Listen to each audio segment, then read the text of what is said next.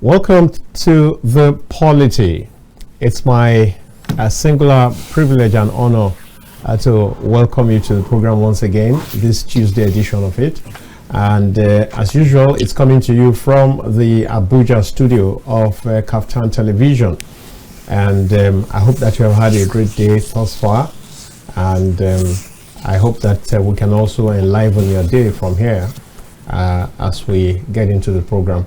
And I'm wishing that the rest of your day will be as magnificent as you had planned out from the very beginning. And so, welcome once again.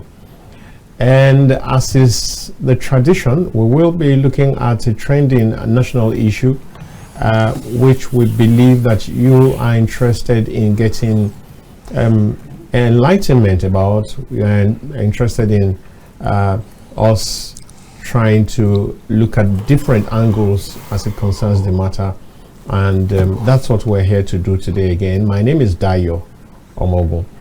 And I have with me my guest, one of my guests, Barrister Clem Aguiyi. You're welcome. Thank you for having me, and we should say good afternoon to our viewers out there. All right. I'm sure you know him. It's a very well-known face here, as someone you can count on almost all the time. And you can count on him to come. You can count on him when it comes to the depth of his interventions. And so, welcome once again. Now, let me talk about the topic for today. This has to do with boundaries. You and I will agree that in every kind of relationship, boundaries are very critical. Boundaries are very important ingredients or success factors for any healthy relationship, whether they be filial relationships, whether they be love relationships, whether they be work relationships, whether they be governance relationships, political relationships. But this afternoon, we will be zeroing in on the political part of it, because that's the reason there is a constitution that guides the three tiers of government, because democracy is based on separation of powers. Now, when you talk about separation of powers, you're already hinting at boundaries. The fact that this is where this person's privileges and rights end, and from here, this other person's privileges and rights begin here, and all of them come together to form a whole. So it's not expected that one person begins to trample upon the privileges of the other person, or the rights of the other person, or that one person begins to abandon his rights and believe that even while abandoning his own duties and rights, the other people will carry on. It will not work. It will create conflict, and that's what we have from time to time in society. And so that's what we're going to be talking about. We saw a bit of it yesterday. It's all over the social media. It's in the mainstream media also, about how the First Lady, talking about Senator Oluremi Tinubu, had a kind of I don't know how to. It wasn't quite a spat. I mean, but many people are raising eyebrows and saying it was quite disrespectful of the for the governor, or of the governor, when she handed the instruction about time or whatever to him, and also with a clincher that, look, if you don't stop singing, I could shut off the microphone. So a lot of people are saying, how could you do that? I guess we will just take a breather, and when we get back, we make progress from here. Welcome back to The Polity.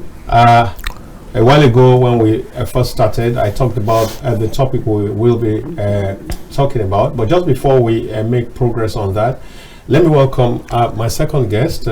His name is Muyiwa Onlede. You're welcome. Thank you. He's a public affairs analyst. He's been here a couple of times, and let's share from the wisdom of both of them this edition. Welcome once again.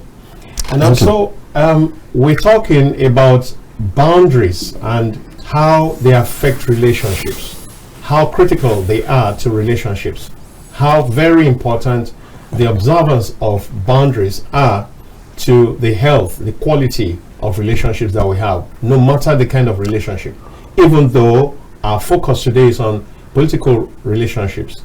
But the truth remains that whatever kind of relationship that does not take into cognizance boundaries has a tendency to suffer multiple conflicts and ultimately maybe failure. And so that's why we want to focus on how the political structures, the political parties, the political players are supposed to relate, so that we can have less friction and smooth flowing governance. And so yesterday it turned out that there was this coronation chieftaincy title for the president's wife, that is the First Lady of Nigeria, Senator Oluremi Tinubu. And in the course of the program, the governor, it was the governor's time to make his remarks. And for people who have been following Nigeria in the last 2 years, since or 3, since he became governor, Senator Ademola Adeleke is known to be a dancer.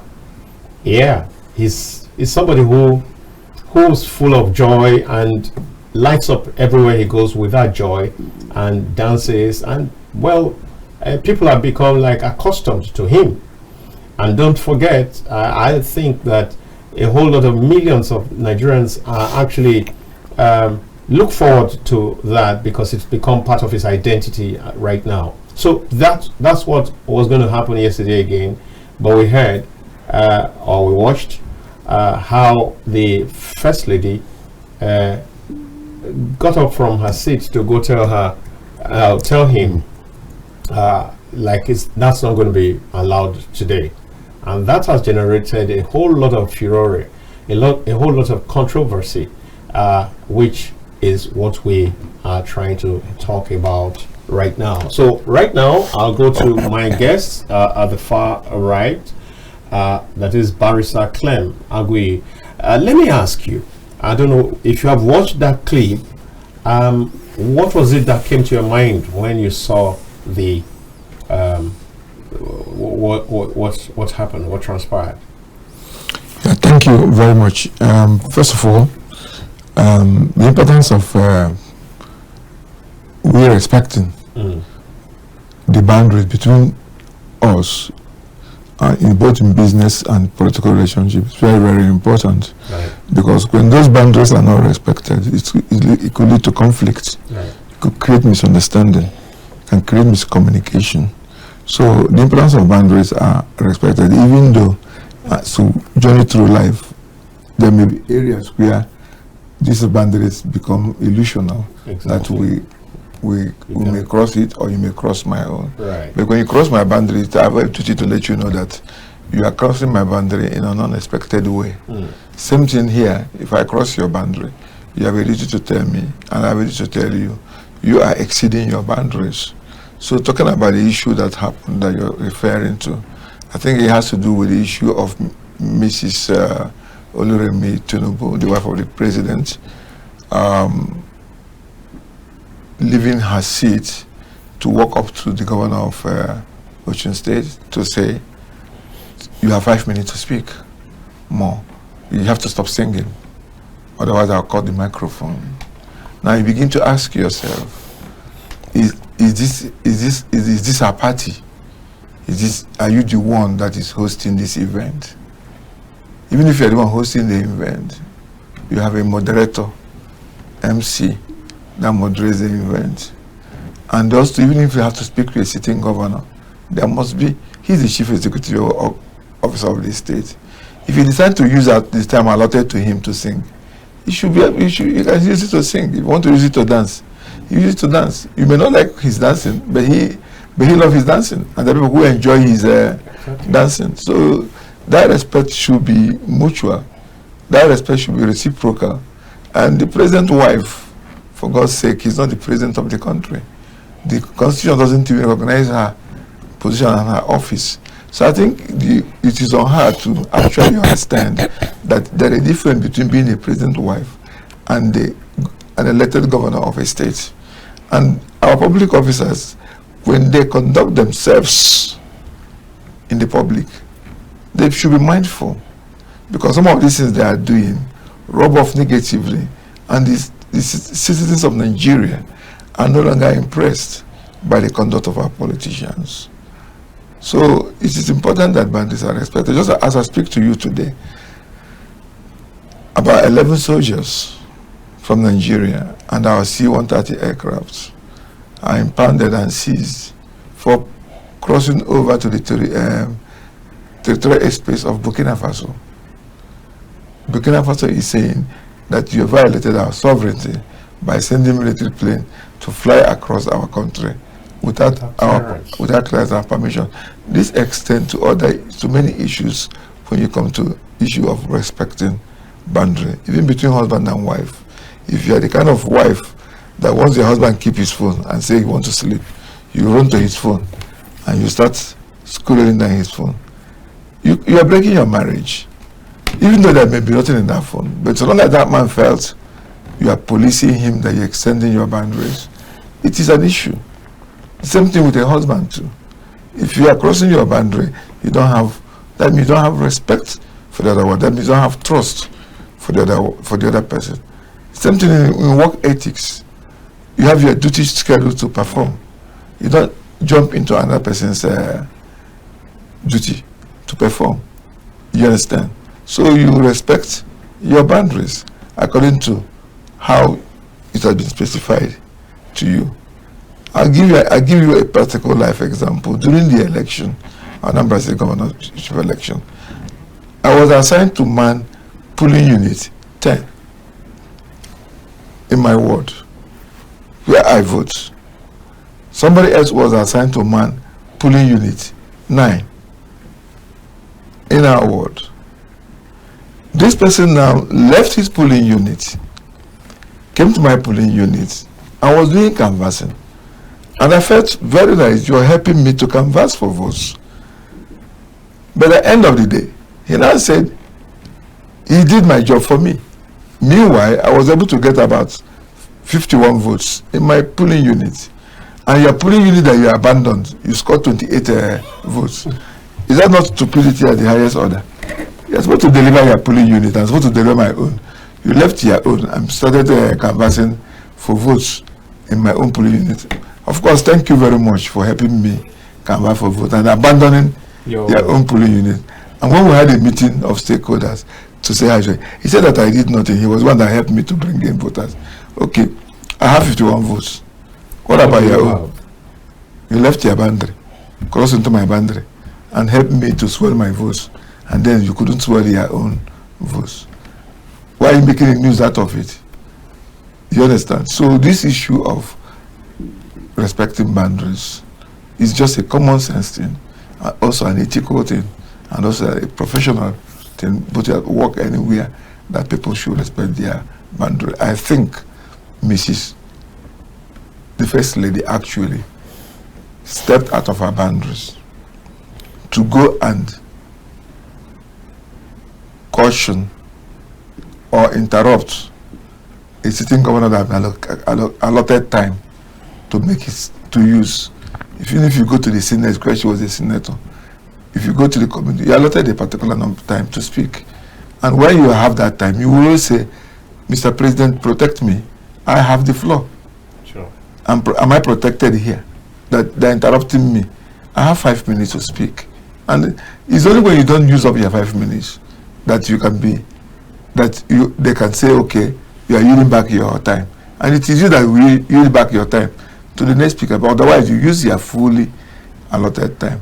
So I don't think the First Lady has any duty, not being her function, not being, she's a guest like another person, not also being her, the MC of the occasion, not also being the host, to go and tell somebody, a governor, that you have 5 minutes to speak.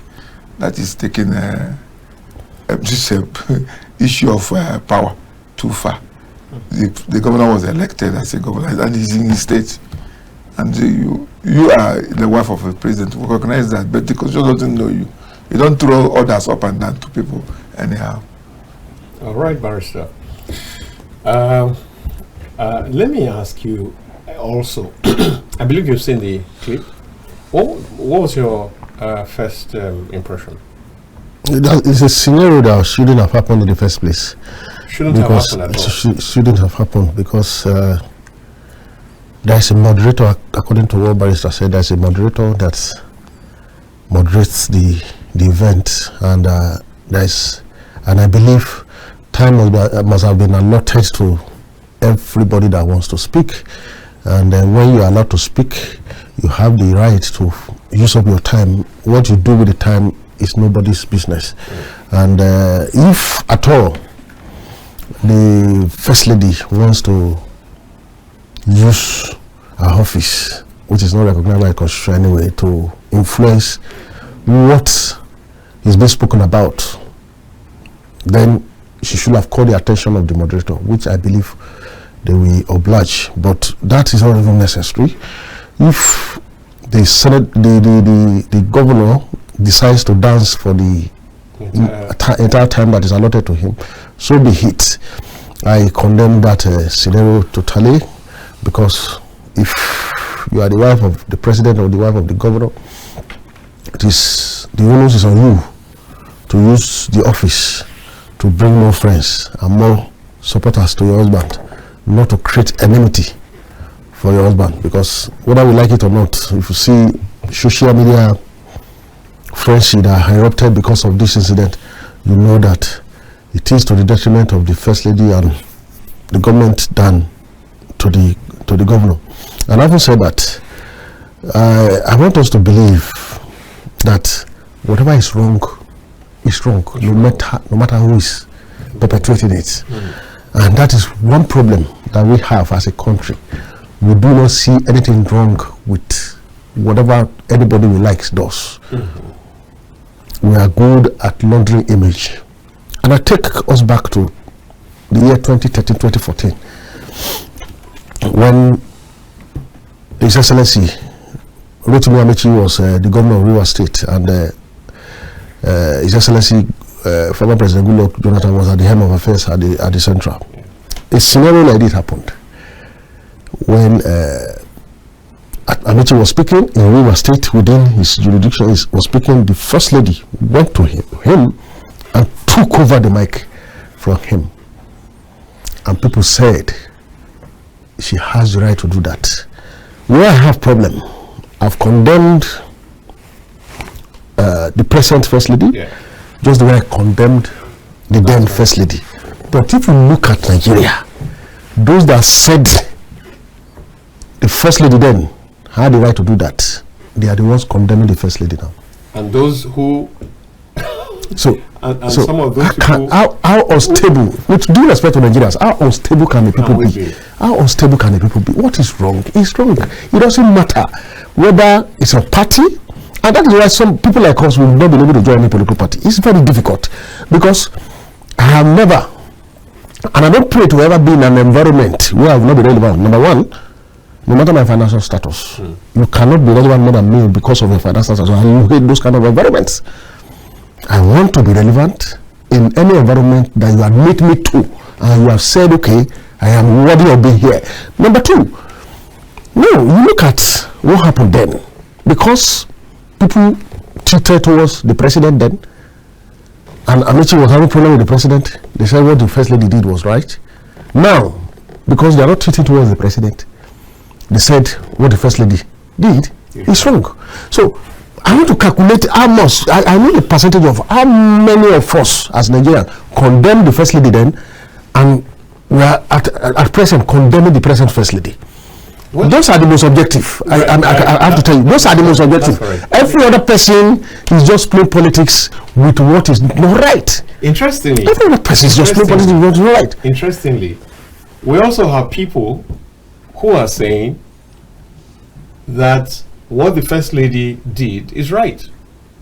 There's a divide. right now in this current. What was their reaction when? Okay, no. When the then first lady, President Jonathan, did it to Amechi, yes, what was their reaction? They would have condemned her then. Maybe. So it's just. So you have a solid point. So it's just. We tend to see right based on the personalities involved, which is wrong. And then I have generalized politicians. There are no saints among our politicians. Whether you are coming in as a pastor, whether you are coming in as an imam, whether you are coming in as a scholar, whether you are coming in as anybody, you are a politician. There's no way you can belong to a political party. There's no way you can belong to a political structure, and you will not see things that are wrong and keep quiet as far as Nigeria is concerned. There's no way. Well, should it be so? Well, okay, so you have a situation even right now of some people who are supporting, because this is on my own Facebook page right now as we speak, and I know people who said because of certain things that the intervention of a particular person is because of hatred for the president and his family, just because the person said this is wrong.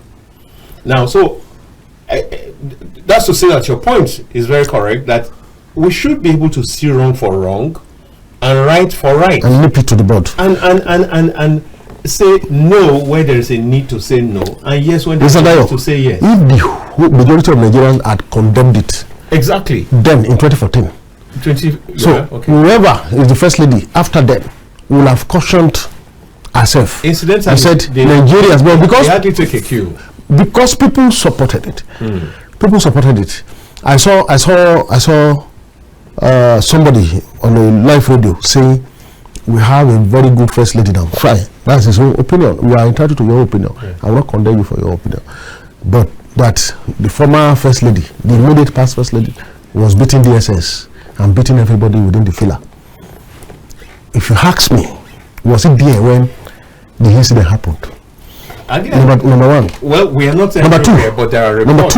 Number two, no matter what has happened, the first lady has no right to even lay her hand on anybody. On anybody, including your grown-up sons. Because if we compare Nigeria, if we are very quick to compare Nigeria's leaders and European countries and the West, so we must behave like the Westerners. The Westerners beat their children. So that is where we have problem.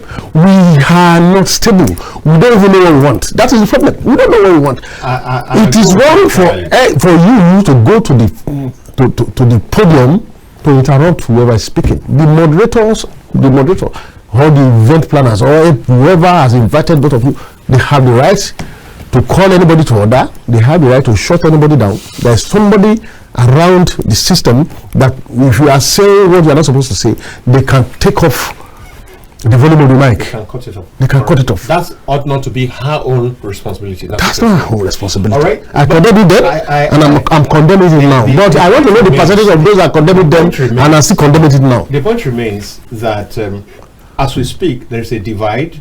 There are people who say, for example, still on that my page, someone said it was just a joke that the first lady it was like a joke that see, I'm giving you 5 minutes, so you better do and all that. But you see, we do know in communication that words, whether written or spoken, the facial expression or gestures, the medium in which it is done, and the tone or pitch of voice, and the circumstances, all of this, and even the environment, all of this matter in the effectiveness of the communication, the quality of the communication. So even if you say, you know, it's still the Yorubas who have this saying that there is female sorry, there is male sorry, there is pele, oda pele, like okay, sorry, sarcastically, like you have been forced to, yes. And there is I'm sorry. It's the same words, but they are expressed with different tones, with different tones, with even different gestures. It's not different meanings. Exactly, which will now convey different meanings. Now, so some people are saying it was a joke, but if it was a joke, I believe or if in proper this thing, there are ways of communicating the same thing. Rather than say, I'm giving you 5 minutes, it could have been, hey Joe, please, we are working within. Which is not even our responsibility. No. I mean, maybe if she still needed to do that. Because, but Barrister, how do you see the point that some people are saying it was a joke? Do you see that as a joke? Well, what I saw on the television played out doesn't look like a joke. Doesn't look like a joke. That is number one. But like he has said, what happened in this country and why Nigeria is not functional is due to lack of principle. People actually change their views depending on the characters that are involved. It shouldn't be so. The principle should be the same, no matter the change in the characters at play. And that is why we are suffering what we are suffering in this country. Because people support who they love and hate who they dislike. And it doesn't matter what the action is. It doesn't matter what the issue is. The issue is, they just, it's my party man. I have this expectation. It's my sister. It's my townsman.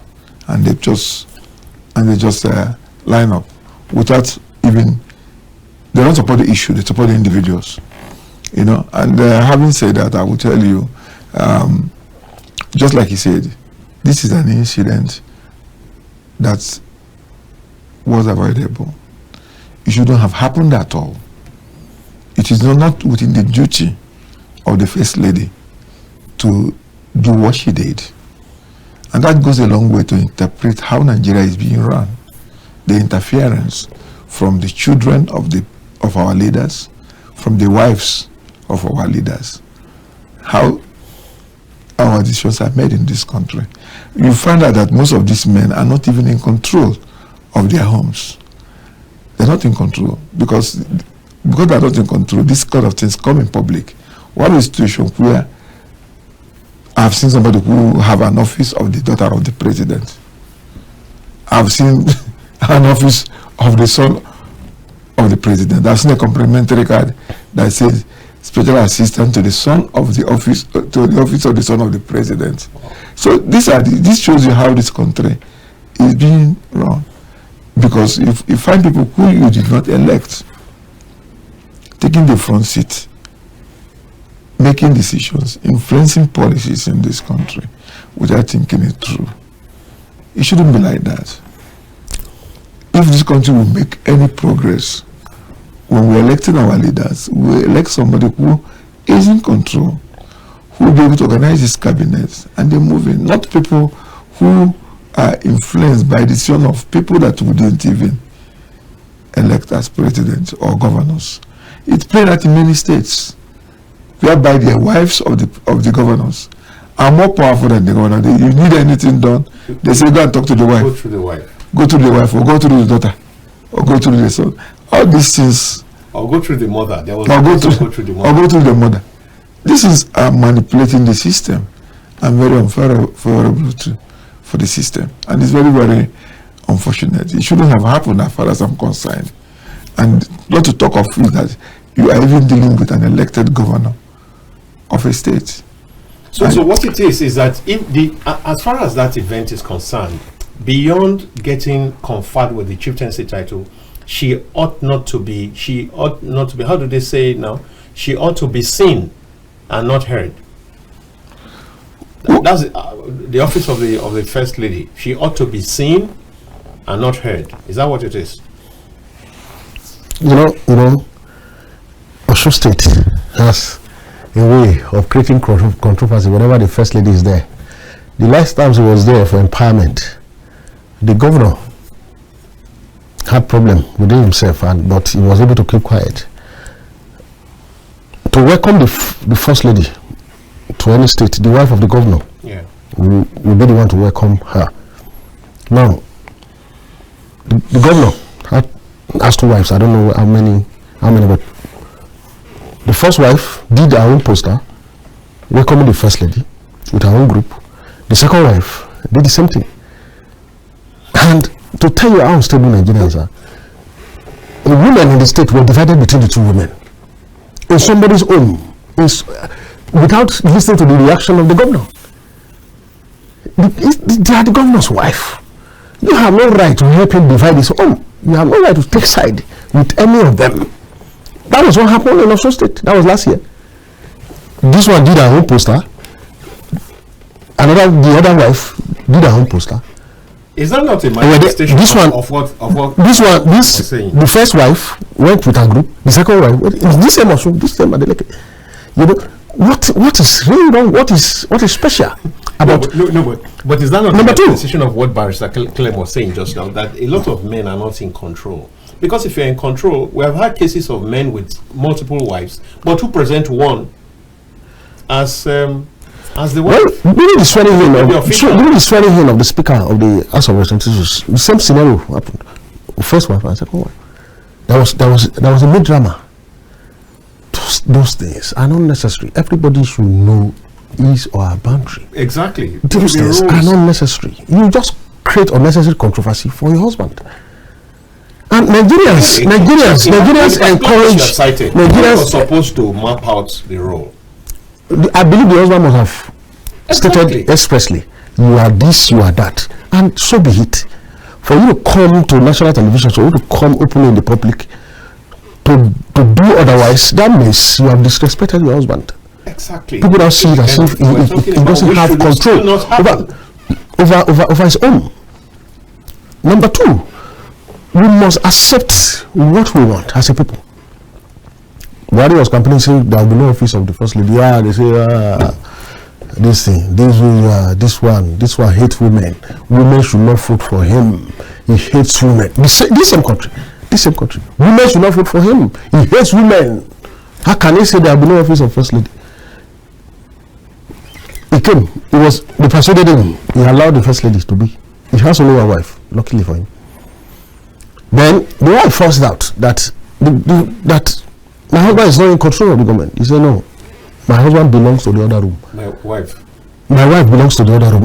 People say, he has disrespected women. As far as he's concerned, she belongs to the other room. That means she doesn't have office within the government. She doesn't have a role to play within the government. They say, yes. See, we as a people, we do not know what we want. And that is why our character, our support at times confuses leaders. So they don't even know what to do. Because if you are ready to do the right thing, I think we have Buhari example. He was persuaded. No, allowed the first office of the first lady to function. Since money will not be coming from government, international NGOs they fund the office of the first lady based on a program that she has established. You have to have a program. The international NGOs they fund the program. But yet he was persuaded to do it. When he was doing it, another scenario happened about people hijacking the husband's government. He said another thing. People still condemn.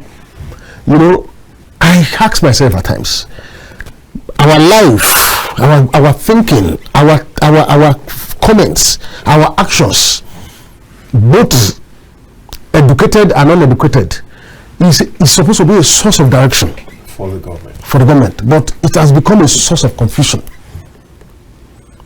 Because if you want to do the right thing, at the end of the day, they see you. You cannot say a power that is given to a president, a power that is given to a president. Why will he exercise it? Why will he exercise it? Why will you give somebody power? How you exercise it? The power it's not your making. Discretion. But people say, why will he exercise it? Then after 5 minutes, you say, why is it that he's not giving this person using the same power that you are condemning for this person? Nigerians are just and the problem that we have is from independence or before independence. We do not care about the kind of education that matters to human beings. What matters to human beings is basic education, and we do not care about basic education. So majority of our people, they are ignorant of even themselves, on what is expected of them, or what they are supposed to do, or what they are not supposed to do. I'll give you an example. Say somebody left his polling unit and came to his own polling unit. There is that try to take the glory of his polling unit. So a place we are not assigned to. Responsibility. I want to give you an example. 2011, when the guy brought the issue of permanent voters card, I was in Lafia. So I dedicated a day. I took permission. I was not going to work. I've registered. I was going to collect my PVC. Now I went to collect my PVC. Where I collected my PVC, the College of Agric. We have 2 polling units inside there. Then I went to the first one, they directed me to the second one, I was the second one. And the guy was emphasizing nobody can collect on behalf of another person. There's no collection by proxy. He was emphasizing. Because of that, he formally signed an agreement with the Nigerian Civil Defense and Security and Civil Defense Corps. One civil defense per polling unit. Nobody should collect. Their duty is to disallow anybody from collecting by proxy. Now, I was there to collect my PVC. Yeah.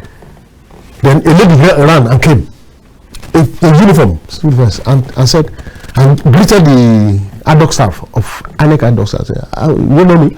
The lady, INEC staff said, I don't know you. Say, oh, I am the civil defense, the Scotty lady that was posted to the other polling unit. Please, I want to collect PVC for my sister. No, she has come to do what? To flout what she's supposed to protect in another polling unit. She abandoned her polling unit, her bit, came to another bit, another polling unit to do what she was paid to stop from happening. She doesn't know what she stands for. That is a typical Nigerian person. That's a typical Nigerian person. And until we tell ourselves, and we are too nice to ourselves. We are too nice to ourselves. No, but we don't talk to ourselves. We don't talk to ourselves. We don't tell ourselves the truth. We are too nice to ourselves. And being too nice to ourselves is categorized in so many ways. Maybe because of ethnicity, because of tribe, because of religion, because of region, because of somebody that likes somebody that I like. It's unfortunate. Those are the things. You know, just last week here, I cited an example of how Nigerians or people around the world cannot identify good. What really is good? Because somebody posted on Facebook sometime, is it Facebook or X? But somebody now brought it from X to Facebook, that he has saved many homes. How did he save these homes? He works in a laboratory establishment. People came to do DNA tests, and the results were negative. And he was talking about, if I remember correctly, like 100 cases. Telling them it's positive. It's positive. And he was thanking. And he was being grateful that he has helped so many. Like he's a child of God. He has done breaking the votes of our profession or his profession. We don't really know where we stand for. What good is good. And no, I think the issue of not knowing what is good is a fallacy, because one, every man, I believe strongly, was created by God with an innate ability to know what is good or bad. Yes, we all know what is good, we all know what is bad. But the issue is that when you choose to lie to yourself, just like Nigeria lied to themselves, I don't think we are being nice to ourselves. I would rather say that we like to lie to ourselves. It is the former Nigerian President Goodluck Jonathan, that said, it is easy to wake up a man that is sleeping than to wake up a man that is pretending to be asleep. Nigerians lie to themselves. They know the truth, but they don't want to accept the truth. We are very subjective to accepting the reality that this is how it is, until it snowball and consume all of us. And I'll give you an example. Our inability to respect Nigerian Constitution, our inability to respect the laws, our leaders' inability to respect the law, is the reason why Nigeria is in crisis. It's the reason why we have jihadists all over the place. The laws are there. Somebody decided to ignore the law. I was in a discussion with somebody who told me, Sharia was mentioned there 17 times in the Constitution.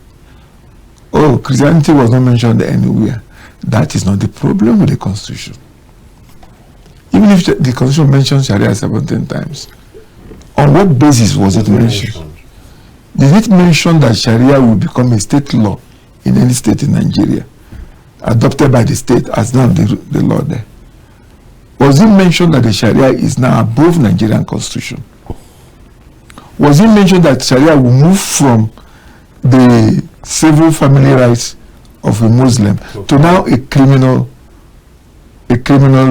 justice system, whereby you are stoning people to death for what you call blasphemy, whereby you are amputating people because you said they stole, whereby you are now establishing the Hizbah police that are destroying people's livelihood and all this. That's not what the Constitution said.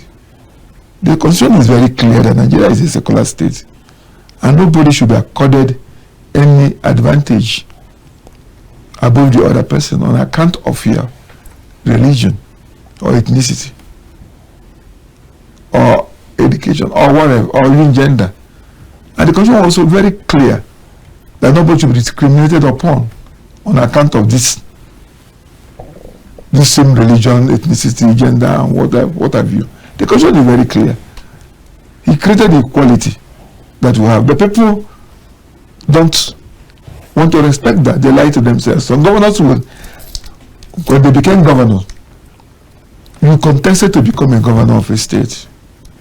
You use the Constitution to raise up your hand, to swear, to uphold the Constitution. So help me God, or so help me Allah. You put down his hand, he started lying. You have people that have committed murder, condemned to death. You refuse to sign the death sentence. You say that your conscience wouldn't allow you to kill anybody. Why did you accept to become the governor of the state? Because part of your job is also to enforce the law. Why will you be a governor in fear that appeasing bandits, appeasing terrorists is the way to go, instead of you activating the instrument of coercion of the state to deal with these situations?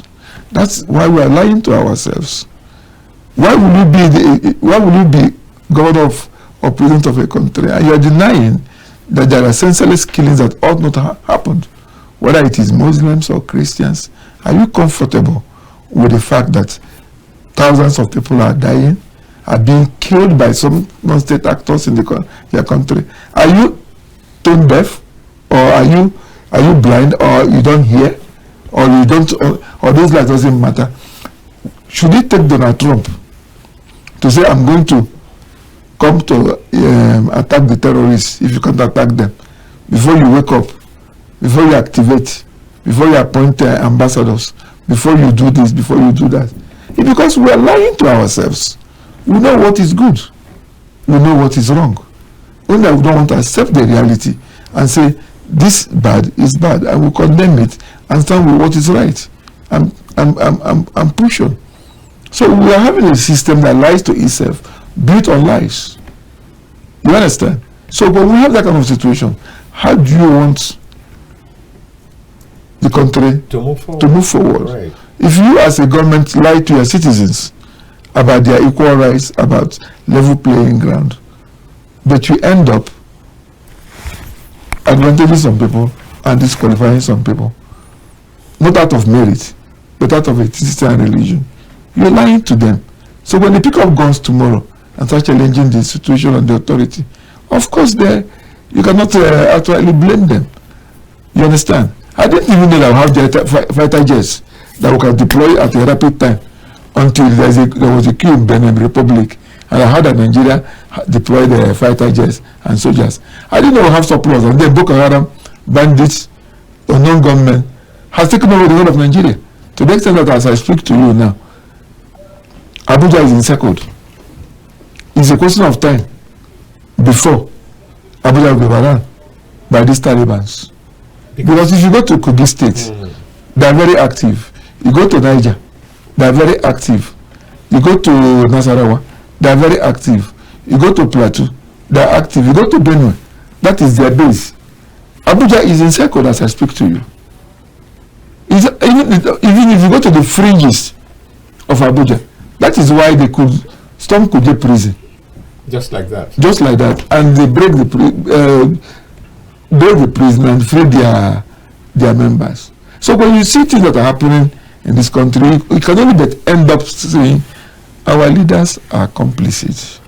And they are lying to themselves because they know what to do. I watched the Senate sitting the other day when the chief of the former chief of defense staff and now Minister of Defense came to for screening. The senators were saying, bow and go. Yes, and the Senate president was saying, no. We have a serious situation in our hand. Let us, for the first time in our life, do something serious. This is not a question of bow and go. We all like this man. We all know that, we all appreciate the fact that he's being, but let him tell us. Let us even hear from him. But some people, some of his colleagues senators, were still saying, no, he should bow and go. Is that the kind of country? Go and watch when America screen their cabinet members. Go and look where they have their oversights. You will now understand the meaning of boundaries, check and balances, oversights. We are where we are because people have refused to respect their boundaries and respect their offices. Let me take that further with you. Two things. Now, do you foresee a scenario where that kind of thing happens? He just cited the example of Rotimi Amechi. Yeah. And there are several others that were, I mean, it may not be governor, it may not be at the governorship level and all that.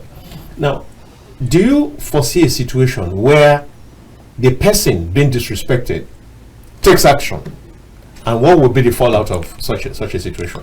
I mean, if you drag the microphone from my hand, I mean, he's even a man, and he goes back there and gets the microphone back, and it becomes like a scuffle. Or in this particular instance, when he says, when she said, you have 5 minutes, and the governor says, Madam, you're not my timekeeper, so something like that. Well, what will happen? Do you think it's possible that one governor, one day, very soon, could have such a retort? And what do you think will happen from that? Why do you think we're having conflicts all over the country? We are having the conflicts we are having all over the country because people are being pushed to the wall and some of them are reacting. There are some communities today in Nigeria that have taken their destiny into their own hands to respond to killings in their places. In fact, I was reading one story the other day. The community killed about 13 insurgents, and 3 of them are military officers. I think I read something like that. So people, it depends on how they manage it. People could respond. Because he gave an instance in Osun State, same Osun State, when the first lady came. So that one of the wives was carrying his own team. The other of the wife is carrying her own team. Nothing stopped them if they don't comport themselves from pushing each other. And this group fighting this group or shouting over this group. You understand? He gave an instance of the House of Rep member where one of the wives, 2 of the wives all came and caused a drama. Do you understand what I'm saying? And like I said, what you see at play shows how Nigeria is being run. Because you have these people abusing their privileges, not even their power. You have them abusing their privileges and turning their privileges into a right, and turning their right into a might. And who suffers at the end of the day? Nigeria is bleeding. So it's important that we as a country begin to define what we even want. Begin to speak out against wrong where there is wrong. There's nothing to spin on these issues. There's nothing to spin. The First Lady is a very good friend. I know her very well. She's somebody I respect. But the conduct that I saw, she's not the timekeeper of the governor. She should comport herself in public. You don't cross the boundaries. Okay. That is why we're having this conversation. Otherwise, this conversation is unnecessary. Would not have come up. True. Just like the same thing that happened between the Federal Capital Territory Minister and the young lieutenant. Everybody have his own job definition and job spaces. The FCT minister is somebody I admire based on his work as FCT minister in Abuja. I love the work he's doing. I love the fact that he's fixing things. But in doing that, you have to be conscious of the fact that you're a public officer. And that there are channels and procedures of which you do. You don't talk down on any citizen of Nigeria in such a way. You don't call any citizen of Nigeria stupid, especially a uniformed man. Because the things he uttered shows me how he relates with people that are subordinates at home. See, there are two things they can make people do to you. It's either they respect you or they fear you. But better if they respect you. Because when they respect you, they will protect you even behind you. But when they fear you, it's only in your presence. It's only in your presence. Right. So we can have created an image where people that work with him are afraid of him because he's present. And that's what's called eye service. Yes, behind him, they do terrible things. That is why you find that the most green areas are vanishing. They are reallocating people's lands. If you are posted to FCDA, you become a billionaire. You become convoluted and conflict of interest here and there, because people are not doing their job the way they're supposed to do their job. You call them now, they lie to you. They lie to you about everything, and because you are busy fighting small battles with PDP and all this stuff, how can you make yourself a demagogue that must destroy a political party that you help in building? If you don't want the party again, why not leave and go to another party? Must you be the one to destroy it? If PDP wants to die, let it die. But let it not come from you, because you have power and means to do that. That is what somebody like me disagrees with him. You don't have to be a troublemaker all over the place to make your point. If you are doing that, you're lying to yourselves. If you are there to abuse the military officers who are doing their job, obeying commands, we are forgetting one thing. There are two political classes in Nigeria: the civil political class and the military political class. If you make democracy impossible, it's an invitation to what is happening in Burkina Faso, in Niger, Mali, Benin. That just happened to happen. And nothing stopped what happened in Benin from happening again in Benin, because the president of the country have abused the constitution and traumatized the people of that country. And that is what makes it possible that people were even rejoicing even before the plot was foiled. For this system to work, we Nigerians, we the people, and the people that are in leadership must learn to respect the constitution, play by their boundaries, serve the people. Don't take power and form a group of leaders that oppress their people, and you feel that there will be no consequences for that from the people or from the other people that are watching you. I wish we can learn from what's happening in other countries and begin now to strengthen our own system to make our leaders more accountable, and even the leaders to by themselves become accountable, understanding that you are there to represent the people and work for the people, so that some of these things that could be avoided are avoided. All right, so that some of these things that can be avoided are avoided. Now let me ask you, if perchance yesterday the governor has talked back at her in a harsh tone, who would have been at fault? Whether the governor talked back or not, the first lady is at fault. All right, okay. The first lady is at fault. And I want to say something. Okay.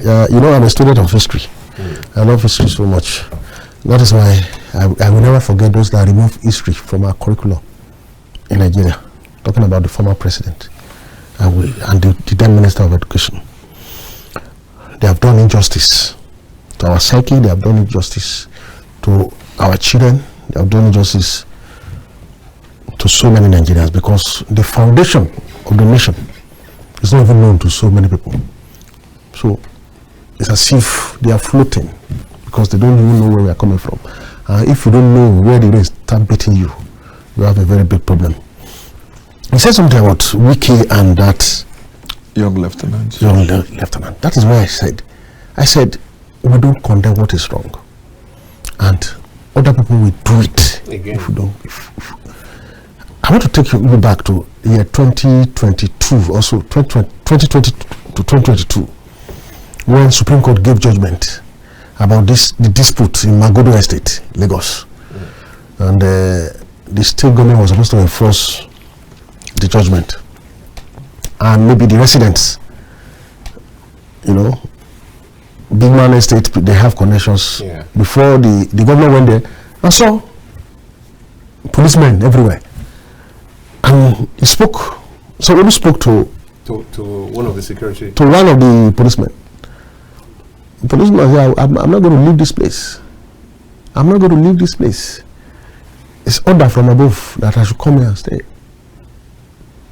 The man said, who gave you the order? The governor said, who gave you the order? We're exchanging words. Fast forward, the reaction in the media space, social media especially, was that Kai, this policeman is very lucky. If it were to be wicked, now Wike has done it. The people that say if we are to be wicked, they are the ones saying why will Wike do it? You go online, you see the same people. They are saying why will Wike do it? You then you say it were to be wicked. Now the wicked has done it for you. You are supposed to praise the wicked, but they say no. Now see, I don't know. I feel very, very bad raising children in the midst of this kind of people. Honestly. You understand? Because when there are no standards, I'm just one person. I'm just one person. But I have 2 children. You understand? I have 2 children. One will be of them. I know what is good and what is right. Even though you are my pastor, you can speak NSC from now till next year. As he's entering here, he's going out from here because God has given me the brain to, and he has given me I have little education to read the Bible and understand what is in the word. So, I know that I cannot go and tell God that it was my pastor that confused me. I'm just using that analogy. So, I will be judged according to the work of my hand. Yeah. So, but what about my children? What about my children? What about children yet unborn? How will they live? How will they live? Because what we are doing is lack of principle, just as you said. And Gandhi said it.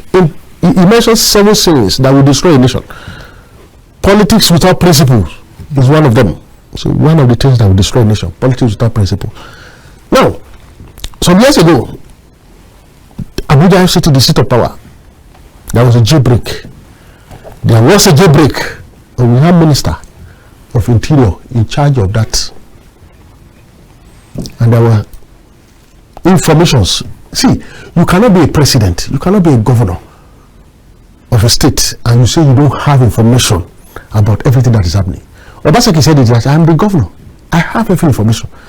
So there is nobody that can tell me that the minister was no. There must be a hint of this thing. These people are planning this thing, and nothing was done. Key was broken to pieces, and people escaped. Criminals escaped. The same man wants to rescue Nigeria now, but people are clapping. You understand? Those that I was saying it then that if it's in another country, this minister will be fired or will resign. Those people said no because they are APC. They said, why will you talk like that? Why will you be fired? Now he has left APC and gone to another place. They are saying you should have been fired then. You should have been fired then. That's the very people who said I have a friend. No. I have a friend. Yeah. Okay, from US. When I was complaining that Wike is good in infrastructure, but you that are close to him, please tell him to, it's not every fight you will bring to the public space. Scheme. There's scheming in politics. There's nobody can scheme. Don't just fight, and look at people. You cannot use money to win people to yourself at all times. You have to staff, even people around you, staff them with money. Let's know who is loyal and who is not loyal. Let's know who is loyal to the state. You understand? Through them, you will know who and who to put in positions so that the state will not suffer, even when you leave. No, you don't know what you are saying. Those are the people that could kill, for Wike then. Today, the same man is insulting the same Wike. So the same go guy right back is to the fact that we insulting, don't have insulting the same Wike. And I look at him values. and say, do you think I am like you? My father is not your father. So there's no, we don't have any relationship in our brain. No, you cannot come to me now and say this. See, if you marry first wife and you say she's bad, you marry second wife, she's bad, marry third wife, I will ask you now that something is wrong with you. Then even if you have one wife and you come and you praise her and you tell me so many things about her, and I'm close to the family and I see those qualities, and after some times you are not trying to downplay those qualities, I'm going to question you. I'll question you. You must have done something wrong.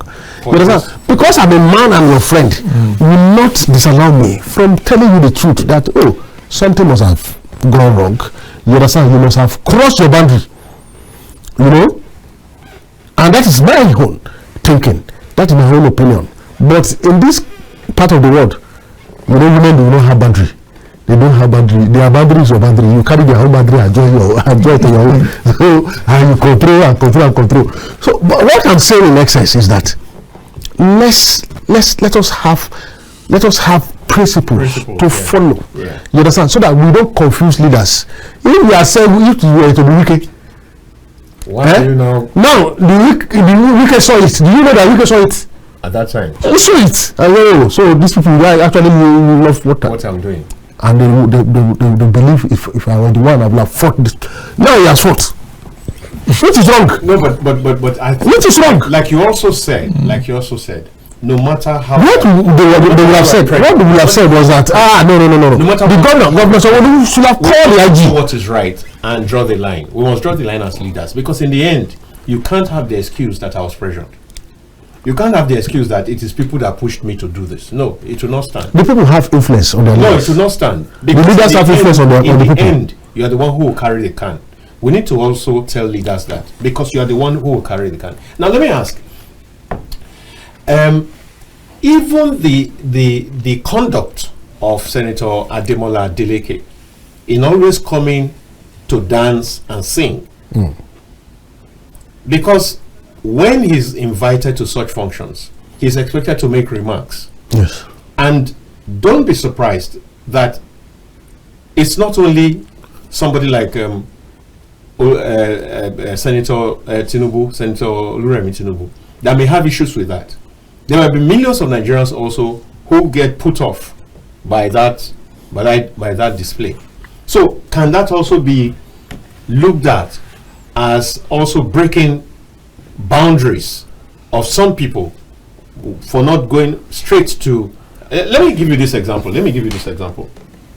I used to be a leader in one particular faith, one Christian faith group, and it was acceptable.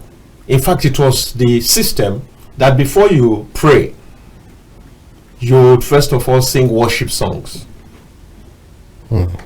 It's one of the biggest distance.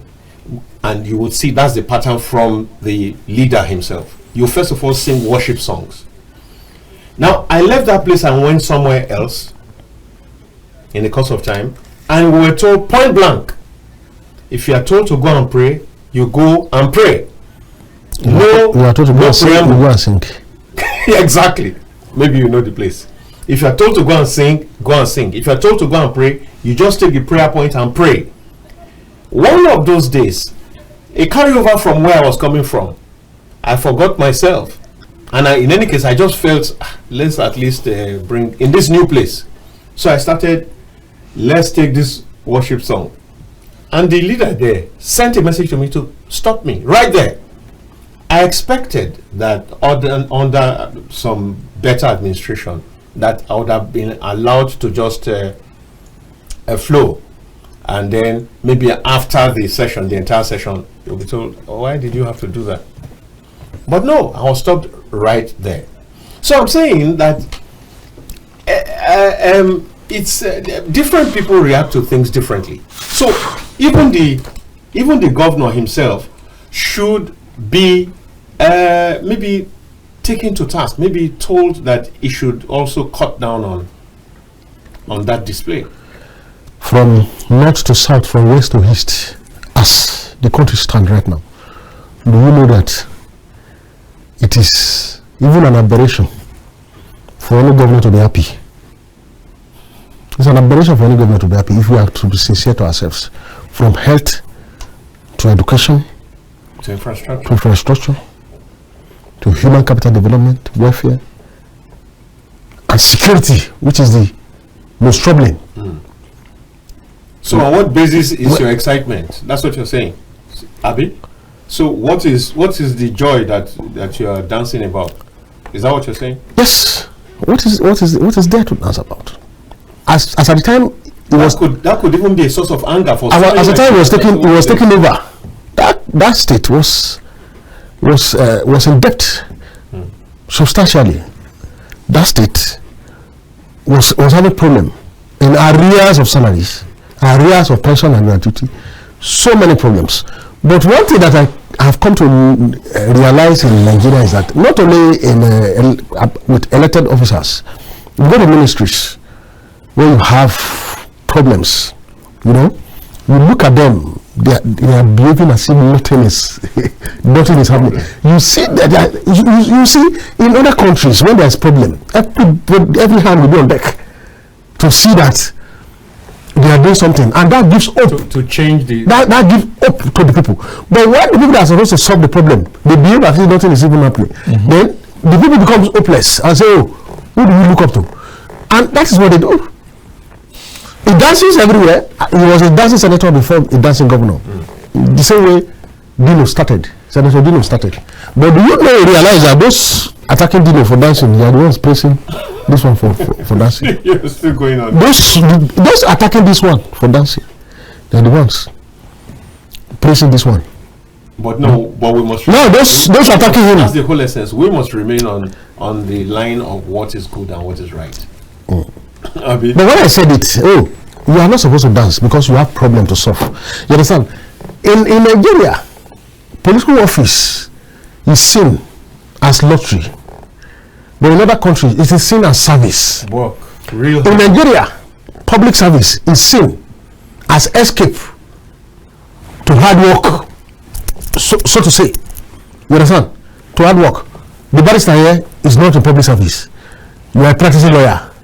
That means you have chosen hard work because it is so easy to practice. So if you want to, there are so many of your colleagues working in companies, not in legal department. You have debated after how many years in the university and rigorous year in law school. You understand? Once you indulge responsibility, you understand, you limit yourself. Public service in Nigeria is seen as escape to hard work. And I give you a scenario that you can't see. You can only go from practicing and join public service. I have never seen anybody in public service coming to join private practice. It's very difficult because the burden, the workload will be too much for them. They won't be able to cope. The workload will be too much for them. So people don't see. They see government office, the economic benefit in it. That is what is important to them. Meanwhile, there is a lot of liability. There is a lot of things to be done. Because wherever you find yourself and you are not able to change the situation positively, then you have not passed through the place. That is what I believe. Yeah. That is what I said about relevance. If I'm not relevant anywhere, I have no business being there. Legacy. You understand? I have no business being there. Yeah. You cannot do everything, and nobody can rule guiltlessly. Nobody. It's true. But you must try your best. You must try your best. You must be seen as somebody that has the capacity to deliver, somebody that has the will to deliver, somebody that has the motive. And whether somebody is rich in any office or not, it's riches and money and wealth is not a motivating factor for anybody to perform. You must have the motive before you can be motivated. If you employ somebody in your chamber, barrister, if the person is not ready to learn and perform, no matter the amount of money you pay the person, it will mess up. It will mess up your work. It will mess up your work. Dear viewers, the line's been open for quite some time. Maybe I didn't talk about it, but it's been open. Just in case you want to contribute, we have a few more minutes to go before it's all over. is 08029938365.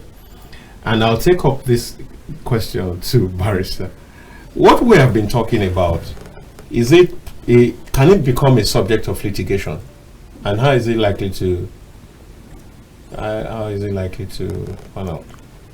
Litigation on what? Yeah, that somebody gets angry that I got embarrassed and I need to know, or somebody, based on what's been happening, let's define the role of the First Lady or whatever.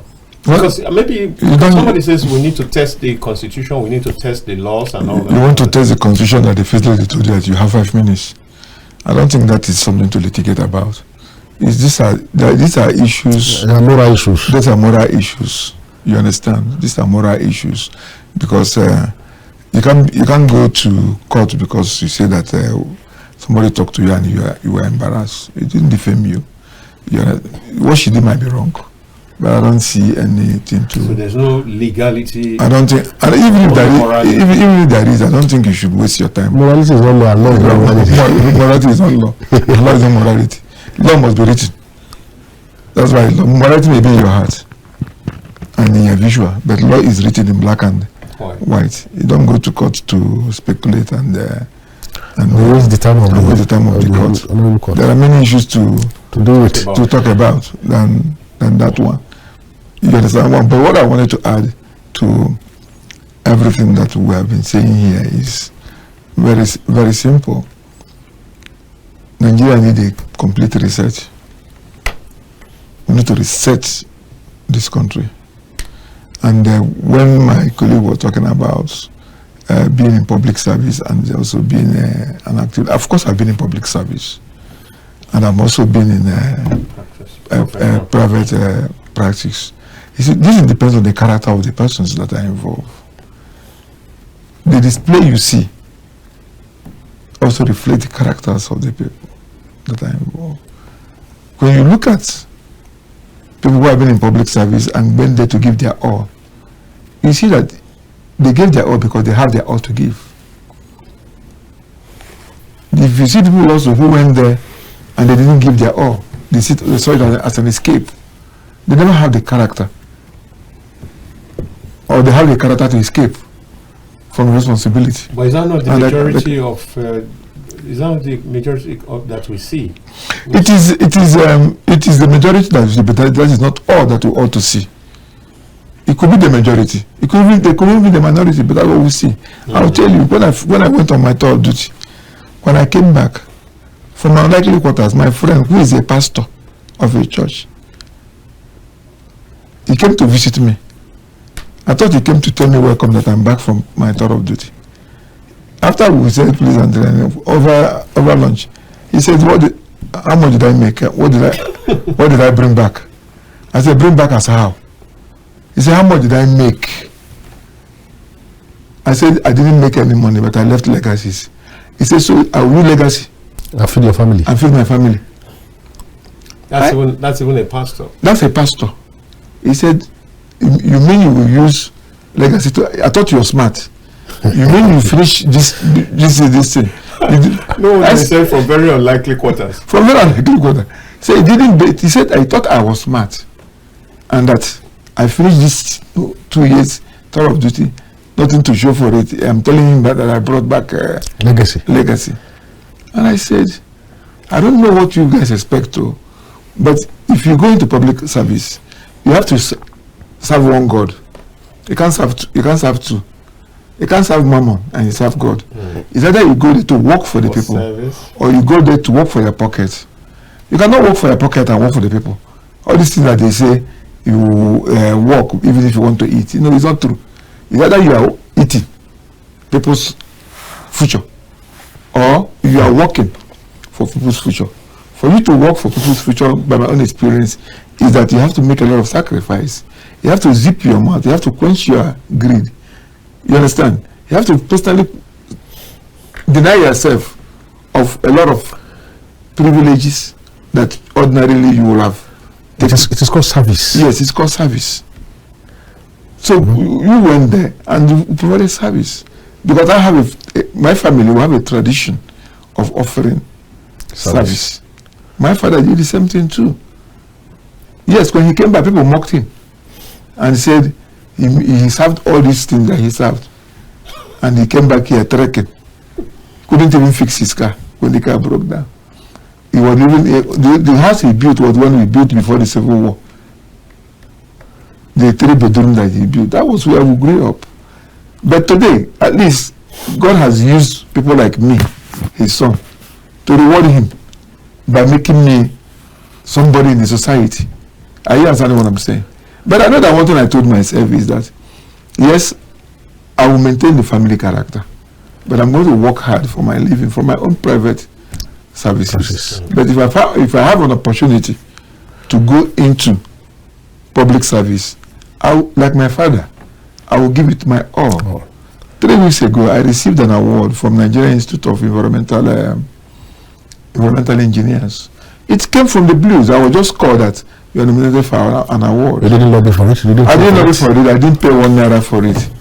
And they were having the event at Nigerian Society of Engineers. All they wanted to know is, where are you? They weren't prepared to pay my ticket. Because when I was serving as a local government chairman, I worked with them on environmental issues and waste management. And they saw where I was going. And what they thought was hard work, for me, was not hard work. So it was one of the easiest work I did to conquer waste. Because it's simply by changing the people's mentality and orientation. I look at what I saw on ground when I came in. The government has a method which they call, these are litter points. These are dump sites. Litter points that you didn't clear in 1 week or 2 weeks becomes a dump site. The dump site that you didn't pick becomes a pyramid of waste. It was a mess, just because of mindset and the orientation of the people. And I said, it took a battle. I ended up the era of litter points in my local government. I said, no more litter points. I changed it to collection points. Collection points in the sense that before you can put something there, that thing must be tied, must be bagged. Okay. My own job is to send my people to come and pick the bag. Pick it up. So the people were no longer littering.